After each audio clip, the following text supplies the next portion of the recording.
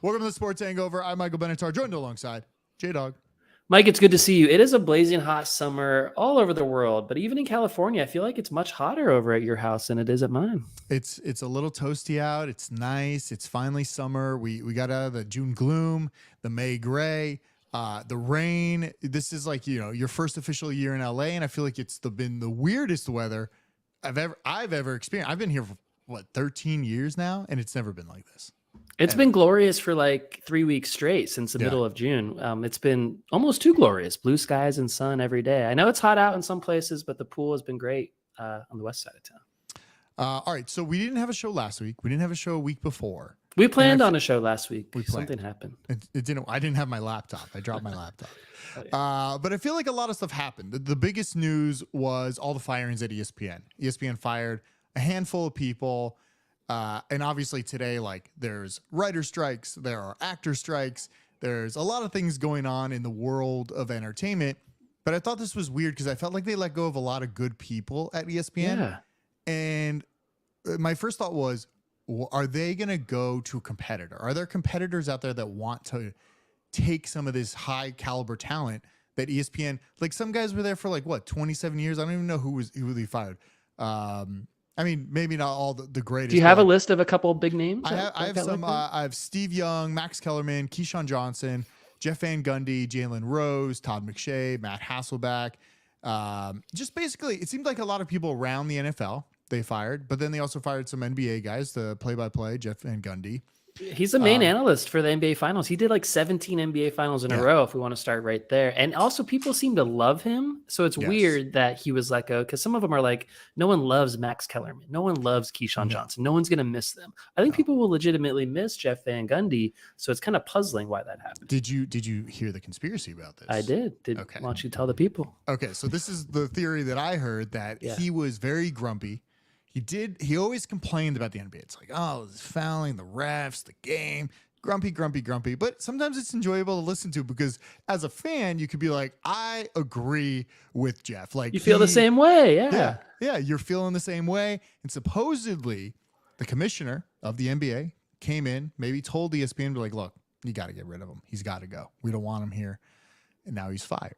Now, could he jump over to TNT? Could he jump over to somewhere else? I don't know. Well, that might poke holes in the conspiracy. So if he never resurfaces anywhere, I think the conspiracy is most valid, that Adam Silver never let him back to the chair. But if he resurfaces somewhere next year, it's like, well, Adam Silver didn't really hate him if he popped right back up on TNT. So we'll see about that. I think it's interesting, because I know that leagues do have a certain amount of leverage with announcers and broadcasting, and have a certain amount of say who goes on, even though Jeff Van Gundy works for Disney and ESPN. I guarantee you Adam Silver has shared thoughts on all the announcers, including Jeff Van Gundy. And it's possible that ESPN knew how the NBA felt, and maybe weren't asked directly to let him go, but maybe consider that in the issues. I would say Van Gundy's making a lot of money. And so if they were trying to get to a number, him and Steve Young were probably the biggest earners on that list. Steve Young, again, he's been on ESPN forever. Has he ever said one thing insightful that made you be happy that he's on Monday Night Football? No. And now he's old, and there's like younger guys like RG3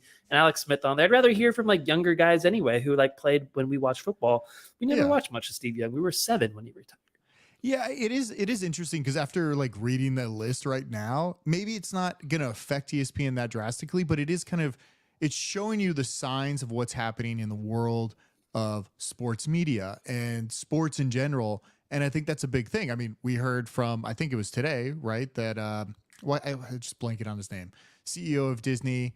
Why can't I think of his name? Bob Iger. Bob Iger's up there today doing interviews during this time of where the writers and the actors are all striking. And he's talking about, he's very cryptic with everything he's saying about, like, well, you never know. ESPN could look for a strategic partner and go other ways. And it's just interesting, because everybody right now, when we were talking right before this, it feels like cable's coming back. It feels like when you were in high school, you could flip through the channels and everything's there. And it's kind of feeling like that right now. It's like, oh, you really only need like 4 platforms, and you could have basically everything you want to watch, right?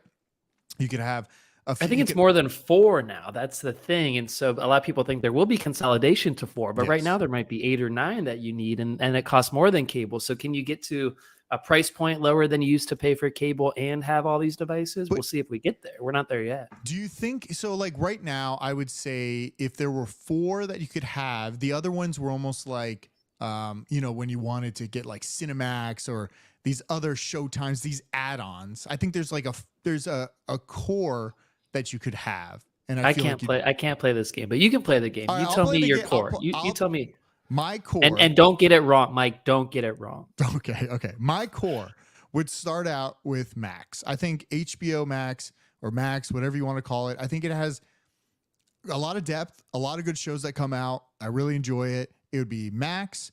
It would be Netflix. It would be Hulu. All right, stop there. You haven't named one with any sports yet, just so we're clear. So you could add on sports to Hulu if you wanted. Only if you get the live TV option, which is like a lot. That's like a YouTube TV type. But all of them need some sort of live TV, right? So it's like you could add on live TV. If you're just streaming, if you're just core streaming, I don't know if you need the live TV. I wouldn't say YouTube TV is a streamer. I would say it's a repackaged version of what old cable was. Like your dad can understand what YouTube TV is because you can browse and go through channels. You can get local broadcasts nearby. But I feel like those are a good core. I mean, there's a few others that could like interchange with 4, but I think those are the bigger ones. And maybe it's like Disney Hulu because they're kind of the same, maybe not. But Hulu puts out good stuff too. And Disney, I feel like you said 2 different things there though, because we're talking about sports and sports media, but then you named kind of entertainment streamers more known for their shows and series. So it goes back to the question of if TV is truly dying, how are we all going to watch sports? Because right now we're still keeping our YouTube TVs of the world, keeping certain packages so you can watch, the big networks because that's where the live sports air. And where will those end up if live TV and TV actually dies? The way that Bob Iger, getting back to that point, the way Bob Iger predicted, where he said he might sell off ABC and their TV networks, like that's a huge deal for Disney when you think about ABC and what it used to at least mean to that entire brand. I mean, I also didn't realize the history of like Disney and how they like bought ABC. I didn't realize all these things that went through. But how about what would your top 3 be for live streaming sports? Because I think it's hard because if you want to get the NFL, you basically need every single streamer to possibly watch the NFL. And is that even enough? Because how do you watch Fox games? They're not on Tubi, so that still doesn't solve all of your NFL issues. Because every other network has a streaming service.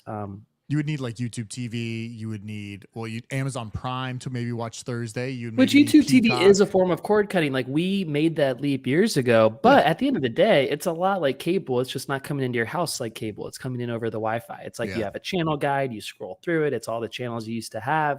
So it's like, is that actually?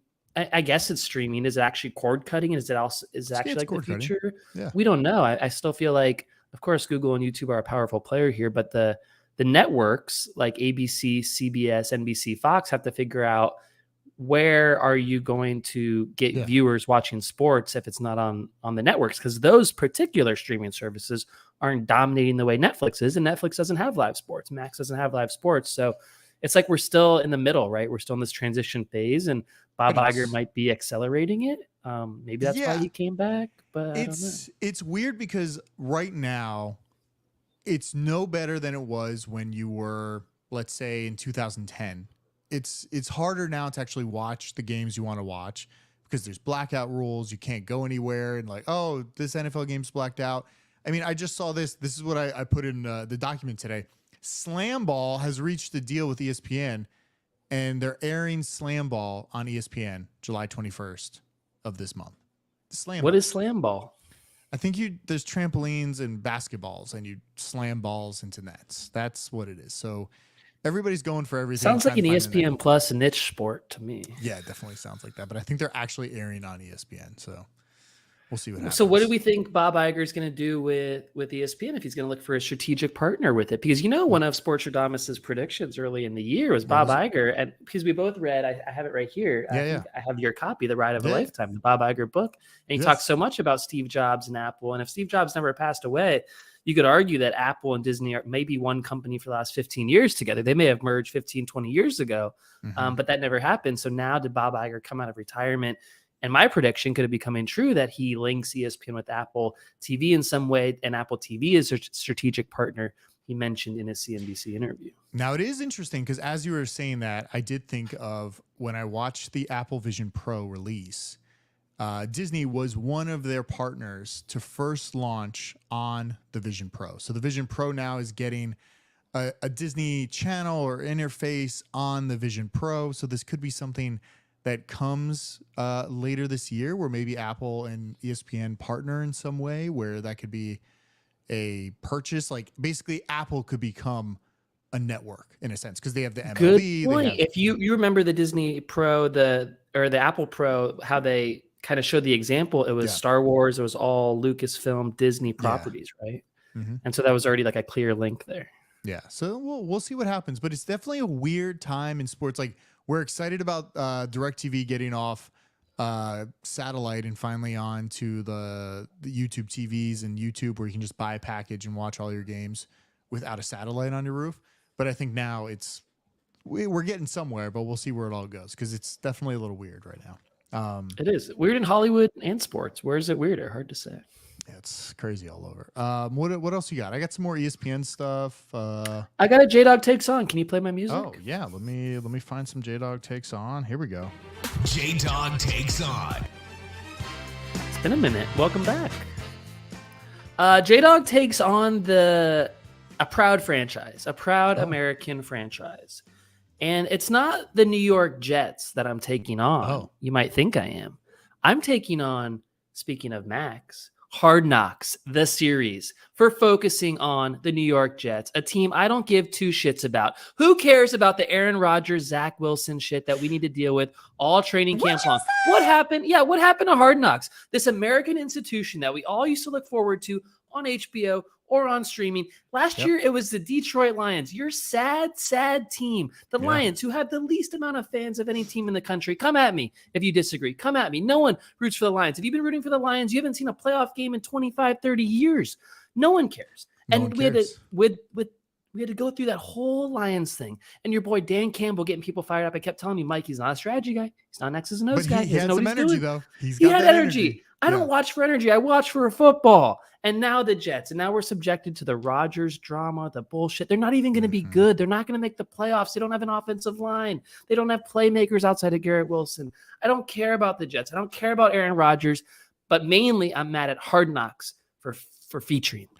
Can I say this? Hard Knocks last few years has been soft. Like there has not been, it's not been entertaining. You watch it and it's like the same. If you've watched 10 years ago, it's the same thing. It's like cut. Oh, I'm hanging out at the quarterback's house. It's like, hey, what do you want for dinner? It's like, oh, we're doing this. It's the same thing. There's not a lot of like, I don't care about them working out.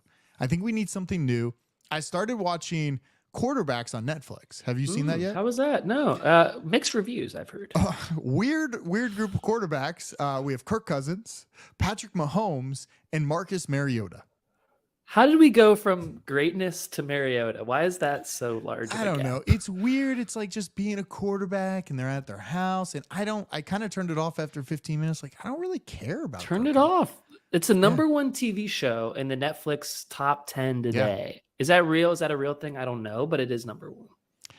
I give it a shot if you like it. I could not watch it. It just didn't. It felt like a Hard Knocks, like the same kind of music. It almost seems like the same production company might have made NFL Films, probably, right? Yeah, same vibe, same everything.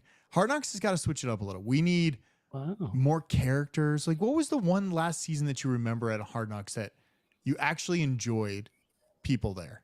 Like years. I can't remember one season. It's been a while. These guys were pre-COVID. Yeah. So I don't know. It's been rough. I'm glad you agree. I thought maybe you'd be on the Hard Knocks bandwagon for the Jets. Well, I'm curious to see Aaron Rodgers. I think this is his final season. Like, it's like Brett Favre. Like, he'll leave after. If it's his final season, you need to watch the early season games closely because he's going to have a season-ending injury in the first month or two of the season, and he's going to be done. So that's it. Sportsterdom is that. Okay. All right, we'll see what happens.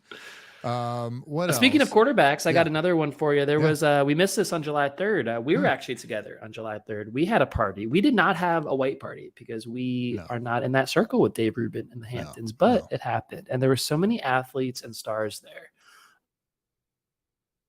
Oh, you froze. Can you hear me now? Am I still there? Yeah. Okay.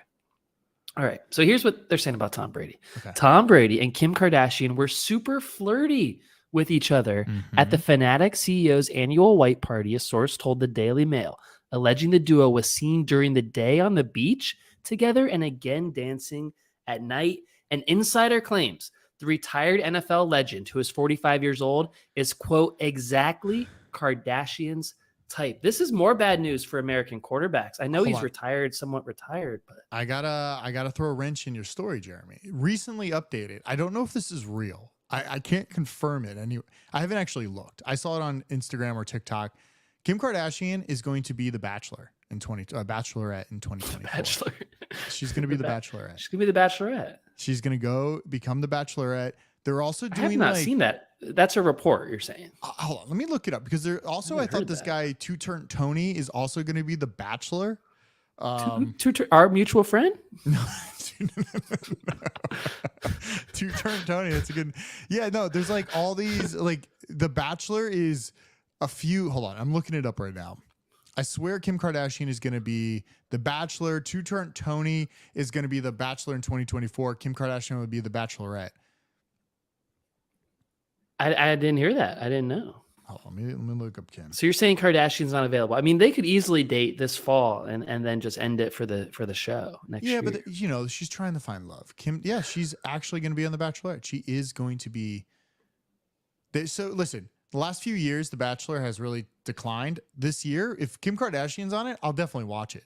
I was just going to say that's disturbing. It's like, all these movies these days, there's no original ideas out there and they're all remakes. It's like a Fast 11, whatever it is.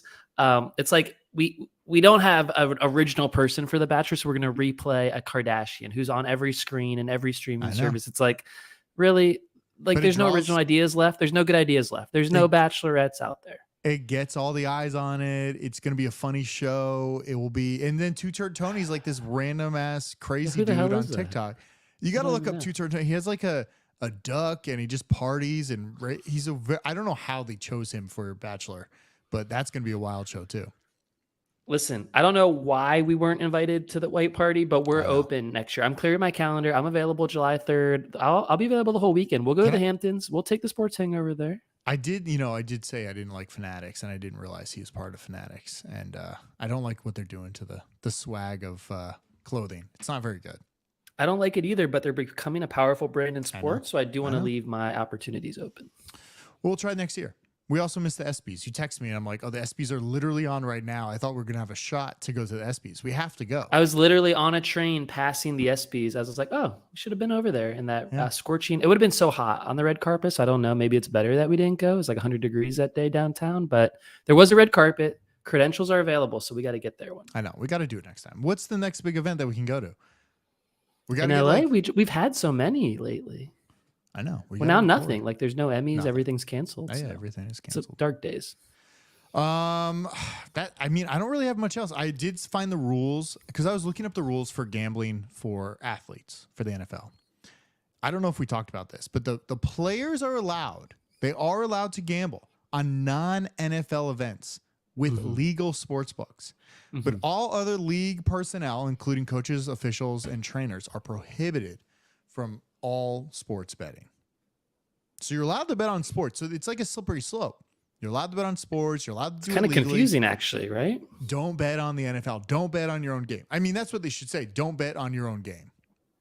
Which is self-explanatory, but they still do it. Is it the Lions player who was betting thousands of dollars on his team? Yeah. Is that what we learned? Yeah. The Lions player. I think there's like 6 other players that did it. Calvin Ridley's coming back for the Jaguars this year. Don't forget about Calvin Ridley. He was a force for the Falcons before he got a little gambling suspension. How old is he now? I feel like once you fall off a year, you're never good when you come back. Okay, that's true in age, but there has to be something said about not taking hits for the last year and a half and having like maybe a younger body because you haven't been hit in a while. Didn't Antonio Brown take a year off? Didn't he go crazy? Well, he had CTE. That's different. He got laid out by Vontaze Burfict and became a crazy person. It's just weird, though, when you gamble, you're done. You're done for the whole season. I don't know if it's that crazy. And I don't know how they're finding out. Like, are they just looking at their tax statements? Like, oh, yeah, you made some money over here. Like, can't you just join? I guess if it's illegal, they'll know who you are. I was going to say, there's some offshore accounts that you don't need any proof of ID to gamble. Oh, tell us more about those. Yeah, they're pretty good. Pretty good sites. You can also do some live blackjack too. I've got a BS or believe for you. All right, let's do a little BS or believe. You got the soundboard hold on. going. Let me see if I got it. I got it somewhere. Here it is. Bullshit or believe time. Bullshit or believe time. Bullshit or believe. People miss these drops. I'm glad they're back. Wow. See? Yeah. So many. Bullshit or believe. Some folks, speaking of quarterback, some folks are speculating that Andrew Luck should go to the Colts Hall of Fame. I'm sorry, not the Colts Hall of Fame, the NFL Hall of Fame. They're saying he should be in the NFL Hall of Fame. Definitely exactly. Colts, yeah. Maybe the Colts. That's what I pulled from my notes here. Maybe the Colts. Some people think he should go to the NFL Hall of Fame for his very limited playing time. Bullshit or believe? I kind of want to say believe. I felt like he really made an impact. And everybody wanted to believe that he would be the next greatest quarterback to ever play the game. The only problem was he didn't have an offensive line and he got beat up every single game. But it felt like he knew he was smart enough to make the right plays when he needed to. It was a brief amount of, how many years was the NFL? Like 6 years or less? Like 5 or 6 years, yeah. I would say believe if they're up for it, but like he's definitely better than, I would say, Kirk Cousins. I mean, he's not playing anymore, but at that, like if you compare them, much better than Kirk Cousins, but that's not the bar for the Hall of Fame. There's a higher bar. Well, what is the bar? Because I feel like sometimes they just let people in as they're dying. It's like, true, and that's its own issue because the Hall of Fame can be considered the Hall of Very Good in many sports because they do let people in. And some years there's like, oh, no one is really perfect for this year, so we'll just let some below average people in, and that never makes sense. Like, just have a year where no one gets in. That's better than opening the doors to people who don't deserve it. Maybe you can look at it from the lens of the Colts got so bad after Andrew Luck left, where maybe he was like Hall of Fame level because of where they went in the 4 or 5 years since.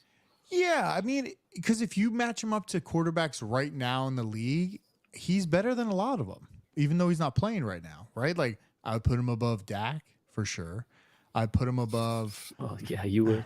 Anybody above Dak. Who else? My Uber driver, Cowboys fan, and you'll love this. I started talking shit about Dak. I'm off the Dak bandwagon. I was the last defender. I know. And me and my Uber driver are commiserating about how bad Dak is and how they need a quarterback. So I've come around. The Cowboys have been bad for a while. They've been really bad. But yeah, I would say I would definitely put him in. I would put him in the Hall of Fame if he ever comes up for it in like 20 years.